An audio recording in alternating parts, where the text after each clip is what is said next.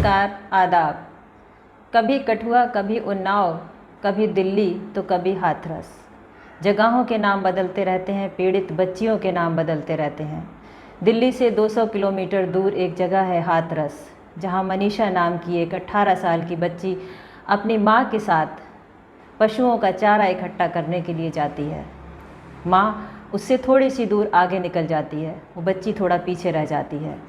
वो पलट कर देखती है, उसकी बच्ची दूर दूर तक दिखाई नहीं देती है। वो अपनी बच्ची को ढूंढती है तो पता चलता है कि बाजरे के एक खेत में उसकी बेटी गलत अवस्था में पड़ी पाई जाती है। वो अपने भाइयों को के साथ आई थी, भाई थोड़ा पहले चले गए थे।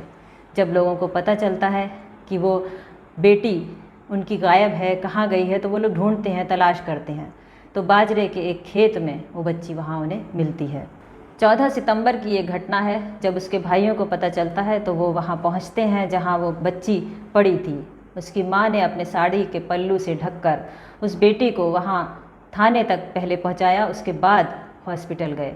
थाने में जो FIR दर्ज हुई वो 356 और 307 के साथ SC/ST एक्ट के साथ दर्ज हुई। बच्ची को JN मेडिकल कॉलेज अलीगढ़ में एडमिट किया जाता है। उसको इस कदर बेरहमी से पीटा गया था कि उसके गले में दुपट्टा डालकर उसे खींचा गया। उसमें उसकी जो पीछे रीढ़ की हड्डी थी वो टूट चुकी थी, उसकी ज़बान दांतों से दब चुकी थी, उसके गले की जो हड्डियां थीं वो भी टूट चुकी थी।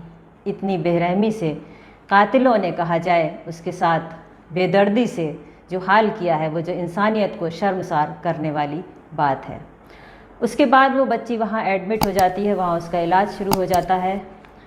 22 सितंबर को जो वहाँ का ऑफिसर है वो उसका बयान लेने के लिए जाता है।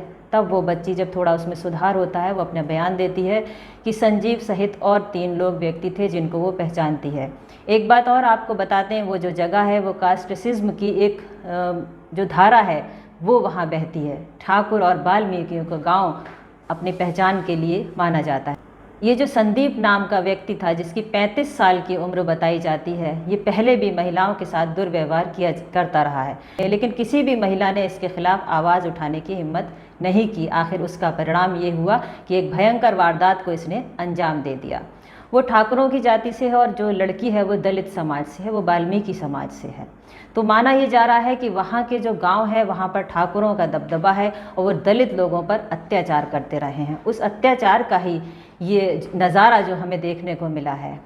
उसमें ये पहले भी कह चुके हैं कि जो ये संदीप नाम का व्यक्ति था उस बच्ची को पहले भी धमका चुका है। उसके भाई ने, जैसा कि द हिंदू को बताया, कि ये लोग धमकियां देते रहे थे और जब वो हॉस्पिटल में एडमिट थी तब भी इनको धमकी दी जा रही थी कि अगर आपने कुछ ऐसा बयान दिया तो आपके खिलाफ कार्रवाई हम करेंगे, आपको नेस्तनाबूद कर देंगे। तो सवाल ये उठता है कि बदल बदल कर नामों से ये बच्चियाँ कब तक पीड़ित होती रहेंगी। सवाल ये उठता है कि जब वो FIR कराने गए थे तब सही धाराओं में FIR क्यों नहीं की गई, क्योंकि बच्ची को देखकर, बच्ची के हालात को देखकर कोई भी सहज ये अंदाज़ लगा सकता था कि बच्ची के साथ क्या हुआ होगा। लेकिन नॉर्मल धाराओं में मुकदमा दर्ज होना ये सबसे बड़ी लापरवाही का प्रतीक है।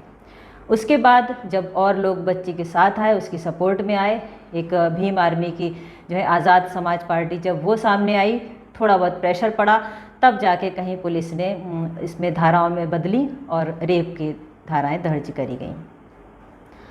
उसके बाद ये होता है कि वो बच्ची उस जो मेडिकल कॉलेज था, JN मेडिकल कॉलेज अलीगढ़ में जो एडमिट थी, उसके परिजन ये चाहते थे कि दिल्ली में एम्स में हमारी बच्ची का इलाज हो। वो सारी कोशिशें करते रहे लेकिन उनकी सुनवाई कहीं नहीं हुई, उनकी कोशिशें कामयाब नहीं हुई। वह मुश्किल तमाम 29 तारीख को, बल्कि 28 तारीख को वो दिल्ली के लिए रेफ़र करते हैं। वहाँ तब भी जाकर उसको एम्स में एडमिशन नहीं मिलता है, सफदरजंग में उसका इलाज शुरू हो जाता है और 29 तारीख को वो बच्ची ख़त्म हो जाती है। अब सवाल ये था कि 14 से लेकर 29 तक बहुत सारा टाइम था जब बच्ची के बयान लिए जा सकते थे, आरोपियों को उसी बीच पकड़ा जा सकता था, गंभीर धाराओं में मुकदमा दर्ज हो सकता था, लेकिन ऐसा कुछ नहीं हुआ। हमारी मीडिया ने 14 से लेकर 29 तक कोई भी सवाल नहीं उठाया, क्योंकि मीडिया इधर व्यस्त है रिया में, इधर व्यस्त है कंगना में, इधर व्यस्त है ड्रग्स में। तो सबसे बड़ा जो जिम्मेदारी थी, जो सवाल उठता है वो मीडिया पर उठता है। दूसरा क्या बल्कि कहें कि बराबर का सवाल पुलिस पर भी उठता है कि उसने सही धाराओं में क्यों नहीं मुकदमा दर्ज करा। क्या मीडिया इंतज़ार कर रही थी उसके मरने का? क्या पुलिस इंतज़ार कर रही थी उसके मरने का? आखिर कब तक ऐसे घटनाएं होती रहेंगी? जैसा कि पहले भी मैंने एक वीडियो बनाया है, उसको आप आई बटन में जाकर क्लिक कर सकते हैं, देख सकते हैं। उसमें भी मैंने यही कहा है कि निर्भया के जो दोषी थे उन चारों को फांसी देने से, अपराधी को ख़त्म करने से अपराध ख़त्म नहीं होगा। और वही हुआ कि कुछ दिन ही बीते हैं कि दूसरी निर्भया मनीषा बनकर सामने आ गई है। एक ऐसी सरकार जो बेटी बचाओ और बेटी पढ़ाओ के नारे को बुलंद करती है।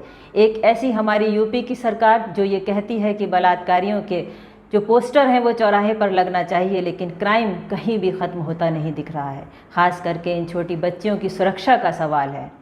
हम सीधे सीधे जिम्मेदार मानते हैं इसका सरकार को भी, और साथ में इसका भी हम दोषी मानते हैं हम मानसिकता को, जो नौजवानों की मानसिकता है, जो कहीं ना कहीं फिल्मों से प्रेरित है, जो कहीं ना कहीं इन मोबाइलों से प्रेरित है।